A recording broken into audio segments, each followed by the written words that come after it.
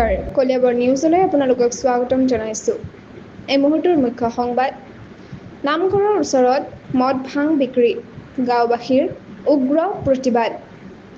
কলিয়াবৰৰ লক্ষ্মণবন্ধা গাঁৱত বহুদিন ধৰি এখন ঘৰত অবৈধভাৱে মদ ভাং বিক্ৰী চলি আছে বুলি গাঁওবাসীয়ে অভিযোগ তুলিছে। গাঁওবাসীৰ মতে, যদি আকৌ আৰক্ষীয়ে নিজেই এই অবৈধ বেহুস্থিতি চলাই ৰাখে, তেন্তে জনতাই নিজেই পাঠ শিকাব। এই ঘৰৰ বাবে গাঁৱৰ পৰিৱেশ অশান্ত হৈ পৰিছে। গাঁওবাসীৰ এই প্ৰতিবাদত পুৰুষ আৰু মহিলাৰ সক্ৰিয় অংশগ্ৰহণ দেখা গৈছে।